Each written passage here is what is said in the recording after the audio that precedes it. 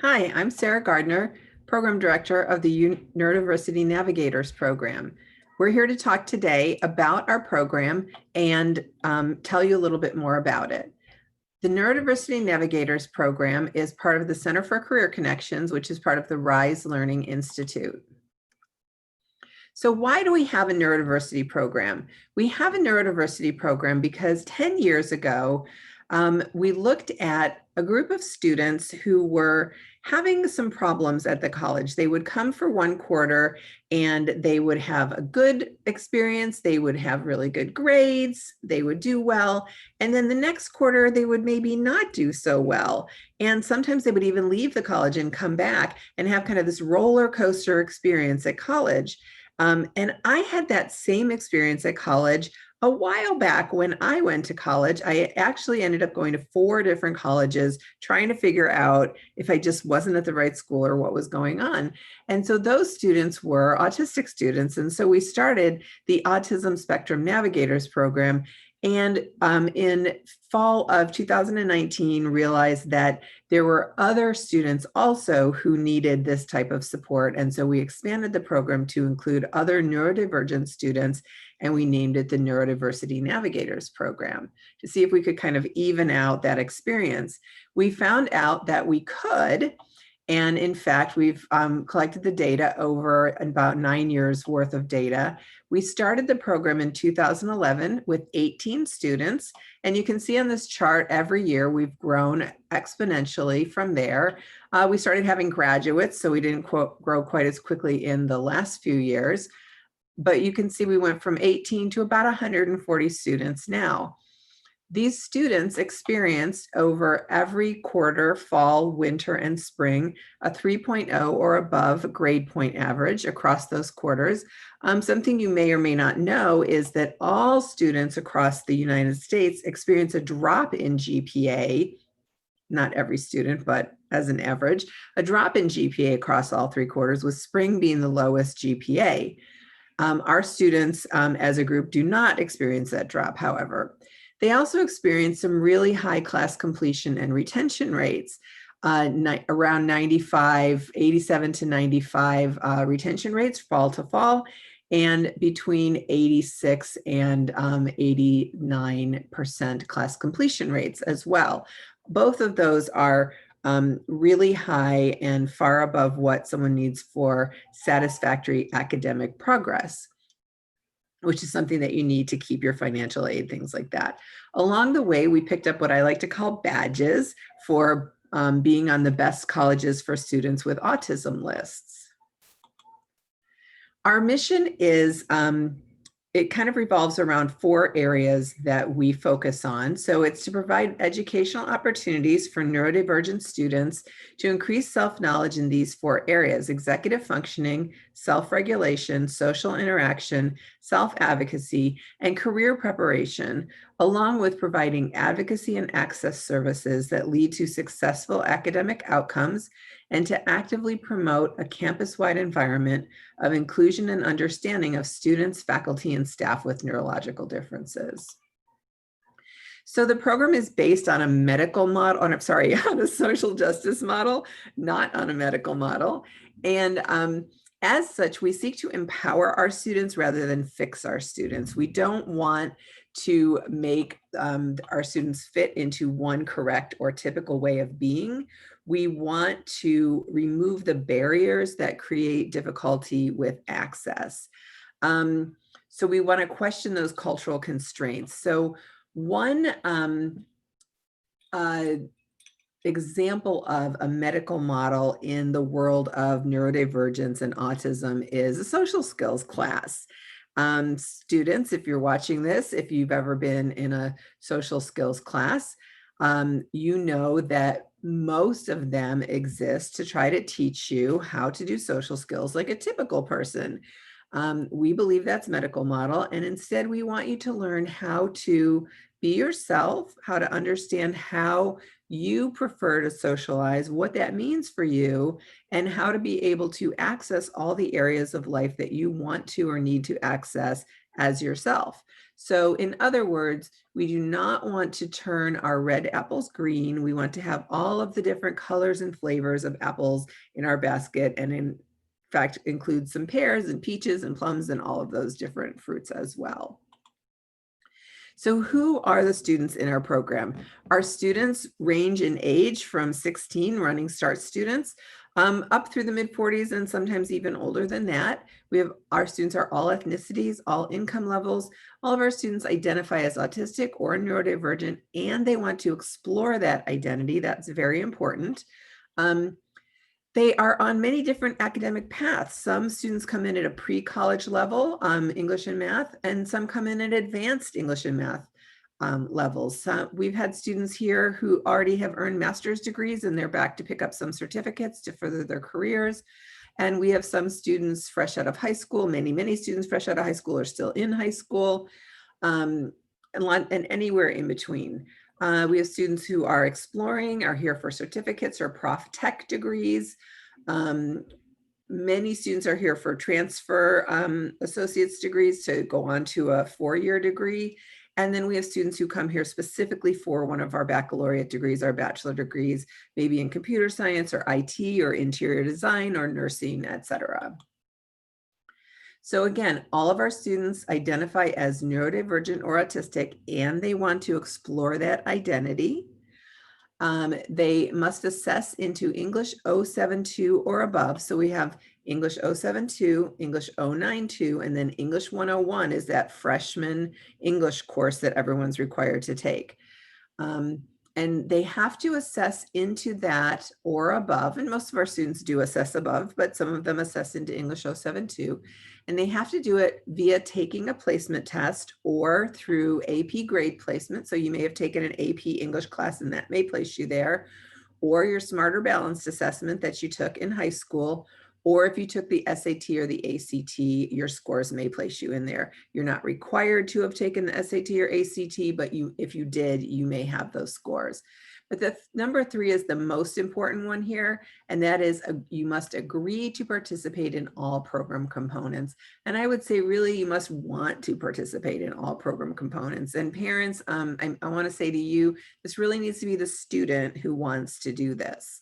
So let's move on and we'll talk about that a little bit more.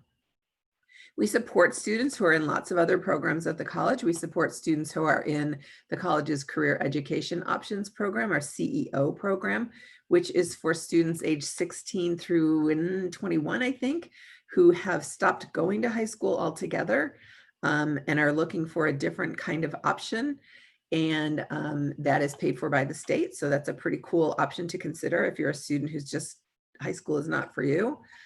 We also support Running Start students who are in high school and are going to graduate from high school, but also want to take college classes and maybe earn their AA while they're still in high school. We also support students who are taking another cohort group called our STEM to STERN. If you're a student who is really interested in science, technology, engineering, and math and plan to get a degree in one of those areas, do check out the STEM to STERN cohort. You need to start it in your first or second quarter at the college, and it's a really, really valuable cohort to be in. We also support students who are in workforce education, maybe returning to the workforce or returning to college after having been out for a while. We provide supplemental support to students who are not enrolled in our cohort classes. So perhaps as you listen to this, you're like, I don't really know if I want to do this whole program, but maybe I need some supplemental help. We also provide supplemental support to students who are in the college's basic and transitional studies, those adult basic education classes. That would be students who are not quite ready for those English 072 classes, and they need a little more time to prepare. So we'll talk about that too. And if that ends up being you, we will walk you through that and help you get set up with that. So this is a quote from a student who said, "I feel like I can finally gain back what I lost. I can finally feel that desire again, that passion of a goal that was not set by a teacher, nor by a therapist or my parents, but by me and me alone. What is more is that I feel like I can finally reach that goal as though it is right in front of me waiting." Now, this student has since graduated from Bellevue College and graduated from Central Washington University as well. This is just a quick snapshot of our program, starting with the conceptual framework, what we're made up of, our program areas of focus, and how our program is delivered. And I'm going to go over these in the next few slides. So the conceptual framework, social justice and intersectionality. We are strengths-based. We use universal design, collaborative problem solving, and positive psychology. And we do this because a strengths-based approach builds resiliency and improves learning. These are all the things that the research shows. We are based on social justice and intersectionality because we believe every student deserves equal rights, opportunities, and supports to education and identity development. Universal design is just an educational best practice that results in motivated, goal-directed, knowledgeable learners for all kinds of learners. We do use collaborative problem solving with our students and parents. I highly recommend that you also learn collaborative problem solving from thinkkids.org and use it to support your students in learning problem solving skills themselves, increasing cognitive flexibility, and improving frustration tolerance. And bonus, it will help you learn those things as well. And then we infuse positive psychology across everything we do because it is research-based to decrease symptoms of depression and improve moods across population. As I said, these are our 4 program areas of focus, and I'm going to talk about them a little bit. We teach self-advocacy. I believe self-advocacy is a lifelong skill. We are always learning it. You don't want to know how old I am, but I am still learning self-advocacy skills, how to ask for help, how to know what I need, and then how to explain my needs in a way that will help me get what I need. We also focus on executive functioning. We have 12 executive functions that we look at. Task initiation is probably the #1 executive function that our students struggle with. Sustained attention, organization and planning, flexibility, goal-directed persistence, and more. And instead of teaching someone how to do better at executive functioning, we do some assessments, some self-assessments on what are our executive functioning strengths, and we figure out how to use those strengths to support our areas of difficulty. So for example, I'm not very good at task initiation or sustained attention, but I'm really, really good at goal-directed persistence and time management. So I use those strengths of time management to, and goal-directed persistence for sure, to help me with task initiation and sustained attention by making lists. Oh yeah, I'm good at organization and planning too. By making lists, by setting alarms, by reminding myself of my goals when I just want to stop, things like that. We also work on self-regulation, which is an executive function that we pull out and really focus on. And not just how to like not have a meltdown, but also how to handle changes to schedules or plans, how to handle our feelings, both happy feelings and sad feelings, so that we can keep on doing the things that we have planned to do or decided are important to us. Thinking through solutions to problems. And then social interaction, not social skills, as I said, but understanding one's social interaction style, making friends on campus if you want to, learning safe practices, usually from each other, joining a club if you want to, and working in a group because you have to. That's kind of what college is all about these days. And then here are our 4 components. This is how we deliver the program. We have cohort career prep instruction classes that students take, 1 usually small class each quarter alongside whatever other classes you're taking. Peer mentoring, which is meeting with another student once a week. Parent training and support, and faculty and staff training and support. So these classes, students, you take a series of credit classes each quarter with other members of the Neurodiversity Navigators cohort that started at the same time as you did. In most cases, these classes are going to count towards your degree as electives. If they don't count towards your degree, they will have you staying at the college 1 additional quarter. So you'll just have to decide, like, Are you learning enough? Are you gaining enough from these classes and this program to make it worth your time, worth your while, or not, right? That's up to you to decide. You can enter and exit the program as much as you want. The first year, you have to start in the summer. So we start with a summer orientation. That is, for now, it's all online. It's usually 2 weeks online and 1 week in class on campus. It will be 3 weeks online. You're only meeting 1 hour a day though. So all of that, the dates are up online already for that. In the fall, there's that's a 2-credit class. In the fall, there's a 2-credit class called Skills for Navigating College and Career, where we take a 2-week look at each of those areas of focus: executive functioning, self-advocacy, self-regulation, and social interaction. And then in the winter, you have a 2-credit class where you spend the whole quarter looking at executive functioning in the workplace. And then in the spring, a whole quarter looking at self-advocacy. Then the second year, you have everyone's favorite class, Who Am I, Where Am I Going? The first year, you're looking at yourself, you're looking at your strengths and difficulties in regards to your disability, your neurodivergence.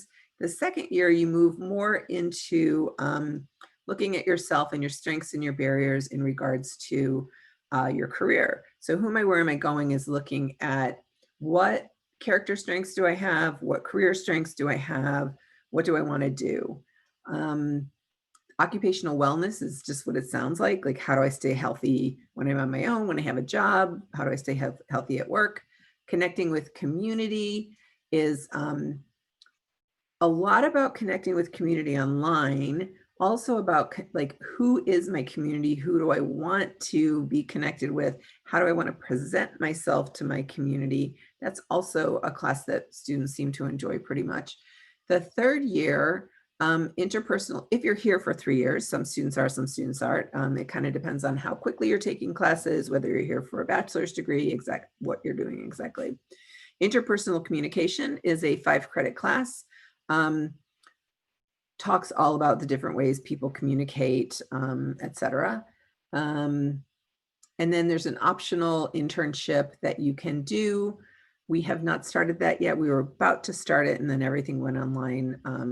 But this internship will be being a peer mentor for a neurodivergent high school student. So we're hoping to start that winter 2022. Is that right? Yes, that's right. Okay, so then there's peer mentoring. You meet with a peer mentor once a week or twice a week if we decide that you need more time or you decide that you need more time. And it's structured around needs that the student identifies. We use collaborative problem solving to help you figure out what you need. So we're not telling you how to solve your problems, we're helping you solve your problems. We support the student in check-ins with faculty. We have templates that you can use. You don't have to figure out what you need to say. We use a standardized checklist. So students, you can figure out exactly how do I stay on track with my classes in college? How do I keep track of everything?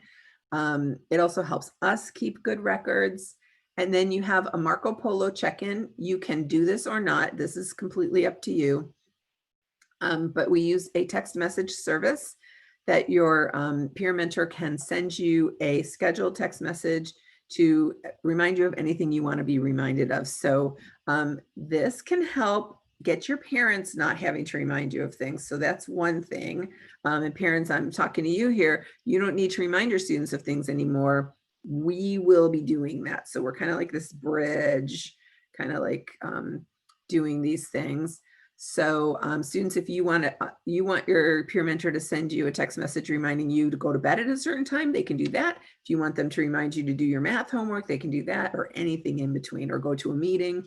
And the peer mentors are often co-enrolled in an academic internship of their own, so they may be getting class credit. They're certainly learning more from you than you are from them. They are usually students from nearby universities like the UW or PLU or other colleges other universities, and they're usually studying to become psychologists or speech language pathologists or occupational therapists or social workers. And so they're going to be working with autistic and neurodivergent people in their careers. And so the time that they get to spend with you and other students is really, really important to them, because it will help them learn more than they can ever learn in the classroom about what they need to know for their career.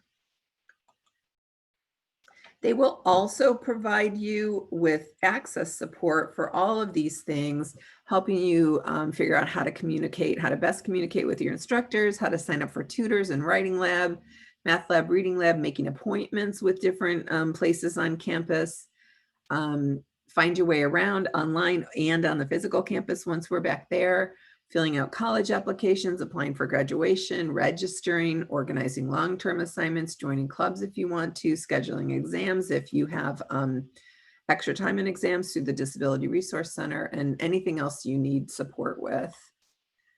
We also have parent meetings.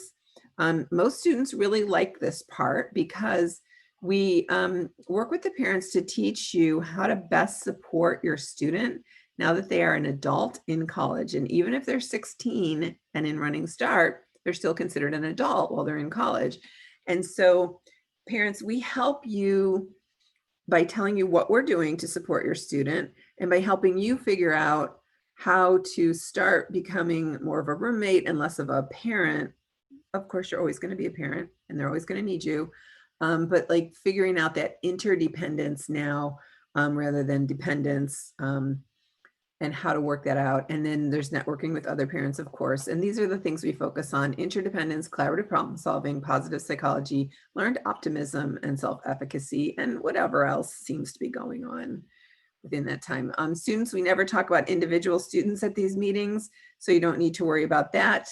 But we do work with your parents on how to support a college student. Here's a quote from a parent. "I could go on for hours about how difficult high school was, but instead I'll focus on the positive. Our son is both enjoying and doing well in school for the first time. He's learning to be an independent student and to take control of his education. He wasn't sure about joining the program, but tells me how much he has benefited from it." And then we do, sorry, I have a little dog and he's decided now would be a good time to start playing. Regular faculty training. So I get to train all the new part-time faculty when they come in. And then I also get to do a part of the educational equity training for tenure track faculty. So I get to do a day of that, which is pretty cool. Individual communication with faculty. We have a faculty section on our website, and then I do consultation with program leads as well. So the next steps for what you need to do are on our program website under future students. And you need to complete a next steps checklist. The deadline for summer 2021 is July 9th. And you must apply to the college by June 20th, 2021, as long as you will be, by June 2021, as long as you will be either 18 or graduated from high school. You can apply anytime, as long as by the time that June 21 rolls around, you'll be 18 or graduated from high school. Those are the two things that you need to be. So here's some frequently asked questions. Will classes be online or on campus for fall 2021? We don't know yet. So we're just going to have to wait and see. How the residence hall is open and accepting applications. We don't yet provide support for housing, but we are working on a survey and getting a mini grant so that we can provide some support for housing. So please write down all your questions. Go look at that next steps checklist. Write down any questions you have from there. It's quite detailed, so please look over it carefully and see if you have any questions there. And then please register to come to an information meeting so you can ask further questions. That's what the information meeting is going to be about. So thank you very much for attending, and we will see you at the information meeting. I'm trying to figure out how to turn off recording. There it is. Okay, we'll see you at the information meeting sometime starting in January. Bye.